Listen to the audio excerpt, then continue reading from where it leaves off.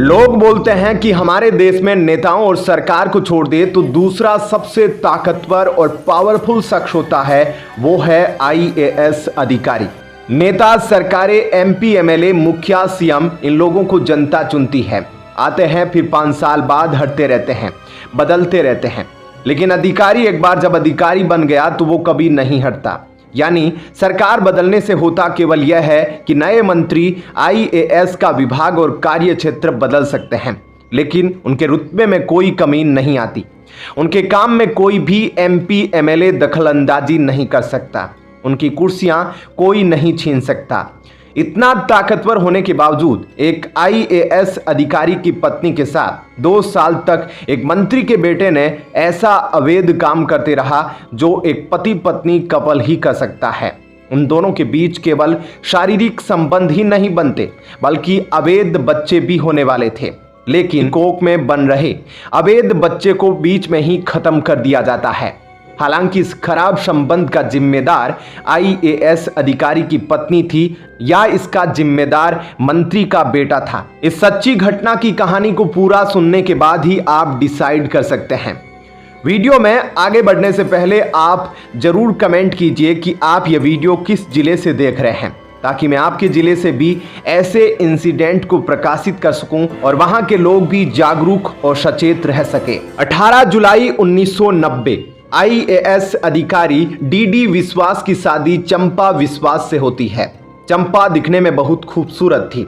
1990 के दौरान आईएएस बनना बहुत बड़ी बात होती थी, क्योंकि उस समय पढ़ने के लिए रिसोर्सेज बहुत कम होते थे। डीडी विश्वास के आईएएस क्लियर होने के बाद उन्हें बहुत सारे अच्छे रिश्ते आने लगे, लेकिन उन रिश्तों में से इन्होंने एक ऐसी लड़की को चुना जो देखने में काफ़ी खूबसूरत और आकर्षित थी एवं पढ़ी लिखी थी। इस लड़की का नाम चंपा था। नई शादी भी थी। शादी होने के बाद नवंबर 1995 को वे पटना के बेली रोड पर शिफ्ट होते हैं। उनके साथ उनकी पत्नी, भतीजी भी इस क्वार्टर में रहती थी। डीडी विश्वास को एक बड़े विभाग में सेक्रेटरी के पद पर जिम्मेदारी मिलती है। किसी भी आईएएस के लिए यह पद डीएम के पद से भी ऊपर माना जाता है, लेकिन इनकी पोस्टिंग यहाँ क्यों की गई उस आईएएस को शायद पता नहीं था, लेकिन यह सोची समझी साजिश थी। सरकार ने किसको सेक्रेटरी बनाना है, किसे डीएम बनाना है, यानी किसे किस पोस्ट पर रखना है, यह सब काम बड़े बड़े मंत्रियों के मनपसंदगी और सीएम की सहमति के बाद ही यह पोस्ट निर्धारित की जाती है। कायदे से काबिलियत और ईमानदारी के हिसाब से पोस्टिंग होनी चाहिए। जो आईएएस जिस लायक है उसे कुर्सी पर ही बिठाना चाहिए, लेकिन हकीकत यह होता है कि मंत्री अपने मन पसंदीदा आईएएस आईपीएस को अपने विभाग में तैनात करना चाहते हैं, या फिर इनकी इच्छा कुछ और भी हो सकती है, जो इस घटना में आपको दिखेगी। तो पूरे सिस्टम में 2 सबसे ताकतवर लोग होते हैं। एक तो सरकार जो कानून बनाती है, दूसरी ब्यूरोक्रेट्स जो इस कानून को असल में लागू करने का काम करते हैं। दोनों मिलकर हमारे भारत के सिस्टम को चलाते हैं। तो इन्हीं सिस्टम में हिस्सेदारी के वास्ते आईएएस अधिकारी डीडी विश्वास की 1995 में पटना में पोस्टिंग होती है। वहां एक समाज कल्याण विभाग में सचिव के पद पर वे पदभार संभालते हैं। और उस समय बिहार में लालू राज का दौर था। बिहार में 1990 से 2005 तक का वो दौर था जिसमें सरकार के चहेते नेताओं के सामने सभी बेबस होते थे। बिहार में नेताओं के नाम से आईएएस, आईपीएस एवं आम लोग भी कांपते थे। अगर कोई बड़ा मंत्री उनके साथ कुछ गलत करता है तब भी वे चुप रहते थे, चाहे वे आईएएस हो या फिर आईपीएस। सभी को मंत्रियों, विधायकों की मनमानी बातें माननी पड़ती थी। और इसी तरह से आईएएस डीडी विश्वास को पटना में पोस्टिंग की जाती है। जिस विभाग में इस आईएएस की पोस्टिंग थी, उसी विभाग के अध्यक्ष पद पर आरजेडी विधायक और बाहुबली नेता हेमलता यादव को बनाया जाता है। क्योंकि मंत्री हेमलता और आईएएस डीडी विश्वास सेम डिपार्टमेंट में थे, तो आवास भी हेमलता यादव और डीडी विश्वास को बिल्कुल पास में ही अलॉट होता है। बाहुबली नेता हेमलता के 27 साल का एक बेटा रहता है, जिसका नाम मृत्युंजय था। हेमलता के बेटे मृत्युंजय की नज़र आईएएस अधिकारी डीडी विश्वास की पत्नी पर बहुत पहले से थी। क्योंकि इस डिपार्टमेंट में पोस्टिंग होने से पहले एक बार डीडी विश्वास अपनी पत्नी को किसी फंक्शन में लेकर गए थे। उस फंक्शन में मृत्युंजय भी गया था और वहीं पर इन दोनों की पहली मुलाकात हुई। हालांकि वहां पर इन दोनों के बीच कुछ बातचीत नहीं हुई, बल्कि एक दूसरे को बस देखते हैं। जैसे आम लोग होते हैं ना, फंक्शन में जाते हैं, एक दूसरे को देखते हैं, बस वही देखा देखी तक बात रही। रसूखदार नेता हेमलता यादव के 27 साल का बेटा मृत्युंजय, जो उस समय DU हिंदी कॉलेज का छात्र था, शायद उस समय से ही वह कोशिश कर रहा था कि उसके मम्मी हेमलता यादव की मंत्री का विभाग और उस IAS का विभाग दोनों का सेम हो जाए और दोनों को आसपास में क्वार्टर अलॉट हो जाए, फिर उसका काम आगे बन सकता है। और चूंकि मृत्युंजय की मम्मी मंत्री थी तो इनकी पहुंच और उनकी मनपसंद का काम ना हो, ऐसा हो ही नहीं सकता था, क्योंकि उस समय लालू यादव का दौर था, यानी मंत्रियों की मनमानी का दौर था और मंत्री जो चाहते थे वह होना ही था। तो इधर मृत्युंजय के इशारों पर उसकी बाहुबली मम्मी उसके लिए सब कुछ उसके कहने पर करा देती है। हेमलता अपने बेटे को बहुत प्यार करती थी, क्योंकि मृत्युंजय उनका इकलौता संतान था। पोस्टिंग तो हो गई थी, इधर मृत्युंजय का कॉलेज कोर्स भी समाप्त हो गया, तो मृत्युंजय अपने मम्मी को मिले पटना वाले क्वार्टर पर ही रहने लगा और यहीं से शुरू होता है चंपा विश्वास कांड। नेता का बेटा मृत्युंजय अपने कॉलेज कोर्स को खत्म करने के बाद चंपा को हवस का शिकार बनाने की मुहिम में जुट गया। IAS की पत्नी से हवस की शुरुआत की कहानी 7 सितंबर 1995 को शुरू होती है, जब एक दिन अचानक हेमलता यादव घर में मौजूद थी और उनके बगल के क्वार्टर के IAS DD विश्वास पटना से किसी दूर जिले में अपने विभाग से रिलेटेड काम करने के लिए गए थे। IAS के घर में उस समय उनकी पत्नी चंपा विश्वास थी, उनकी एक भतीजी थी और 2 काम करने वाली नौकरानी भी रहती थी। तो 7 सितंबर 1995 इस दिन हेमलता का फोन IAS की पत्नी चंपा के पास आता है। वो फोन पर कहती है, हमारी नौकर की तबीयत खराब है, वह आज काम पर नहीं आई है, कुछ सहयोग करने के लिए मेरे घर पर आ जाओ। चंपा जैसे ही हेमलता की इस बात को सुनती है, वो तुरंत हेमलता के घर की तरफ जाने लगती है, क्योंकि उस समय कोई भी IAS एक मंत्री के बात को ना नहीं कर सकता था। और यह तो IAS क्या उनकी पत्नी थी, तो उन्होंने झट से उस मंत्री हेमलता को कहा, जी मैं जल्दी आती हूँ। तो चंपा यादव मंत्री के क्वार्टर की तरफ अपने कदम बढ़ाने लगी। चंपा यादव जब उनके घर पहुंचती है तो वहां का दृश्य देखकर काफी घबरा जाती है। हेमलता के गेस्ट रूम में कुछ RJD नेता उस दौरान हेमलता के घर पर मौजूद थे और उसके एंट्री लेते समय इन लोगों ने भी चंपा विश्वास को नोटिस किया और चंपा ने भी इन लोगों को देखा और चंपा को ये सारे चेहरे जाने पहचाने लगे, क्योंकि ये लोग नेता थे तो इनकी अखबारों में हमेशा फोटो आते रहती थी। और हेमलता का बेटा मृत्युंजय घर के अंदर एक बेडरूम में था। हेमलता चंपा को अपने बेटे के कमरे में ले जाती है। हेमलता चंपा को अपने बेटे से इंट्रोडक्शन कराती है और बोलती है कि तुम तब तक इस कमरे में रहो, हमारी गेस्ट से अभी मीटिंग चल रही है। चूंकि चंपा मृत्युंजय को एक फंक्शन में देखी थी तो वहां पर बैठ जाती है, उनके बेटे से बातें करने लगती है। चंपा विश्वास ने उस समय तक सोचा नहीं था कि उसके साथ एक बड़े बाहुबली मंत्री का बेटा ऐसा करेगा जो आगे उसके साथ हुआ। हेमलता अपने बेटे के कमरे से बाहर निकलती है और बाहर से दरवाजा बंद कर देती है। कमरे के अंदर हेमलता का बेटा मृत्युंजय चंपा से खराब काम करता है। यह सब उस समय होता है जब कुछ RJD नेता उसी दौरान हेमलता के घर पर मौजूद थे। उसी में से एक RJD नेता मृत्युंजय का दोस्त था, वो भी उस कमरे में जाता है और वह नेता भी चंपा के साथ खराब काम करता है। यानी 2 बाहुबली लोगों ने मिलकर उस IAS की पत्नी की चीखें निकाल दी।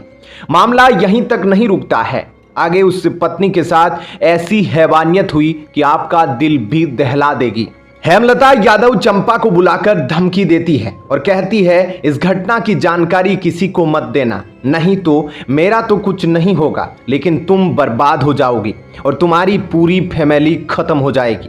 यही घटना बाद में जुर्म में बदल जाती है और इसके बाद मृत्युंजय यादव बार बार ऐसा करता है जब भी IAS DD विश्वास दूर किसी जिले में अपने विभागीय काम से जाते हैं तब यह काम करता था। वो जब चाहे चंपा के घर पर पहुंचकर यह काम कर देता था या उसे अपने क्वार्टर में बुलाकर यह सब काम करने लगा था। मृत्युंजय न केवल चंपा के साथ यह सब काम करता था बल्कि उनकी भतीजी को भी अपनी हवस का शिकार बनाता था। अलग अलग समय में IAS की दो नौकरानियों से भी यह भी काम करता था।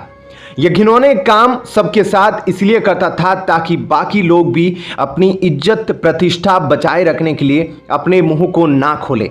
IAS के पूरे परिवार के खात्मे के डर से सब चुप रहते हैं, लेकिन मृत्युंजय उतना ही बेखौफ हो जाता है। अंत में IAS DD विश्वास को इसकी भनक लगती है और अपनी पत्नी से जब यह सब पूछता है तो उसकी पत्नी भी यह सच्चाई अपने IAS हस्बैंड को बता देती है। लेकिन यह सब जानने के बावजूद भी उसका IAS हस्बैंड कुछ नहीं कर पाता है और यह सब गंदा खेल जारी रहता है। इस कांड की शुरुआत हुए लगभग पौने 2 साल हो गए थे। अंत में IAS DD विश्वास अंदर से टूट जाता है और फिर भी हिम्मत जुटाकर वरिष्ठ पुलिस अधिकारियों से इस बात पर चर्चा करता है। पुलिस अधिकारी एक IAS की सहायता करने के बदले उन्हें चुप रहने और सब कुछ सहते रहने की सलाह देते हैं। 1995 से 1997 तक लगातार चंपा विश्वास मृत्युंजय के हवस का शिकार होती रहती है। हेमलता का क्रूर आतंक इस कदर था कि अवैध संतान न हो जाए, इससे बचने के लिए वो चंपा की नसबंदी करवा देती थी। यह मामला पब्लिक डोमेन में तब आया जब 1997 में चंपा विश्वास के पास खोने के लिए कुछ नहीं बचता है। चंपा पहली बार इस मामले की लिखित में पुलिस को शिकायत देती है, लेकिन पटना पुलिस भी उनकी शिकायत पर कुछ नहीं करती। पटना पुलिस उन्हें बोलती है कि अगर आप ये शिकायत रजिस्टर करवाती है तो आपकी फैमिली भी बर्बाद हो जाएगी और हमारी फैमिली भी बर्बाद हो जाएगी, और यहाँ भी कुछ नहीं होता है। इस मामले ने सबसे ज्यादा तूल तब पकड़ा जब बिहार में विपक्ष और बीजेपी नेता सुशील कुमार मोदी ने प्रेस कॉन्फ्रेंस कर चंपा विश्वास कांड का खुलासा सबके सामने कर दिया और सबको चौंका दिया। सुशील मोदी अब इस दुनिया में नहीं है, वे स्वर्ग में चले गए हैं, लेकिन आप उनके इस साहसी कदम के लिए एक लाइक जरूर देना। उन्होंने मीडिया में आकर खुलेआम कहा कि बिहार में जंगल राज है, एक IAS अफसर का परिवार महफूज नहीं है, सेफ नहीं है तो आम लोग क्या सेफ रहेंगे, कानून व्यवस्था चौपट है। उन्होंने मीडिया में आकर सवाल किया कि यह कौन सा समाज है जिसमें IAS अफसर की पत्नी की आबरू भी सुरक्षित न हो। और आप ये जानकर दंग रह जाएंगे कि यादव परिवार ने इस समय तक भी उस घिनौने काम का सिलसिला जारी रखा। एक दिन ऐसा आता है जब चंपा विश्वास और उनके IAS पति बिहार के तत्कालीन राज्यपाल के पास पहुंचते हैं, उनसे मदद की गुहार लगाते हैं। राज्यपाल की पहल पर आखिरकार 1997 में मृत्युंजय गिरफ्तार होता है। हेमलता यादव फरार हो जाती है, लेकिन कोर्ट ने उनके विरोध में एक ऐसा बयान दिया जिसके बाद हेमलता भी सरेंडर कर देती है। मृत्युंजय को 10 साल और हेमलता को 3 साल की सजा मिलती है। लेकिन आगे जो कुछ हुआ ना दोस्तों, उससे आपका भी पारा चढ़ जाएगा, यानी आप गुस्से से लाल हो जाओगे। 4 लड़कियों के साथ 2 साल तक दुष्कर्म और गलत काम के लिए एक तो इतनी कम सजा मिलती है, ऊपर से आगे जो कुछ हुआ उसे सुनने के बाद आपको विश्वास नहीं होगा और आप वास्तव में मानने लगोगे कि कानून अंधा होता है। मृत्युंजय पटना हाईकोर्ट में मिली इतनी कम सजा के खिलाफ भी अपील करता है। पटना हाईकोर्ट ने लोअर कोर्ट के फैसले को पलट दिया। हाईकोर्ट के जज ने दलील दी कि 2 साल तक ये कांड होता रहा और पीड़िता IAS की पत्नी चुप क्यों रही। उन्होंने क्यों जमाने और समाज के सामने 1.5 सालों तक अपनी बातें नहीं रखी, उसने अपनी नसबंदी क्यों कराई। मृत्युंजय के वकील ने कहा कि दोनों के बीच प्रेम संबंध था, चंपा शादी के लिए अड़ गई थी, ऐसा ना करने पर परिवार को बदनाम करने की वे लगातार धमकी दे रही थी। यह भी कहा गया कि चंपा ने ऐसे आरोप इसलिए लगाए ताकि वो अपने IAS पति को भ्रष्टाचार के आरोपों से बचा सके। सरकार की ओर से भर्ती घोटाले में DD विश्वास का नाम भी उछाला गया। किसी ने चंपा और DD विश्वास का साथ नहीं दिया। नतीजा यह निकला कि नेता के परिवार को हाई कोर्ट ने सभी आरोपों से बरी कर दिया। तो दोस्तों, आपको क्या लगता है इस पूरे कांड के सिलसिले में कौन दोषी था, कौन जिम्मेदार था? आप अपनी राय विस्तार से दीजिए। फिलहाल आज की बात करें तो इन सब स्ट्रेस के कारण डीडी विश्वास इस दुनिया को बहुत जल्दी अलविदा कहकर चले गए और उनकी पत्नी चंपा आज दिल्ली पटना में न रहकर कोलकाता में रहती है और गुमशुदा की जिंदगी जी रही है। उस पत्नी को आज भी न्याय की तलाश है और आप उसके लिए क्या कुछ करना चाहेंगे, जस्टिस फॉर चंपा जरूर लिखें। और आईएएस लोग को सेट करके हमारे ऊपर केस करवाया गया। बताइए कोई माँ अपने सामने कोई कुकृत करवा सकती है अपने बच्चे से? ऐसा मैंने कुकृत केस हमारे ऊपर लोड किया गया, मेरी माँ को जेल भेज दिया गया, हमको जेल भेज दिया। इस कहानी का मकसद आपको जागरूक और सचेत करना था। मुझे किसी के दिल को चोट पहुंचाना नहीं है। अपना ख्याल रखिए, अपनों का भी रखिए। धन्यवाद।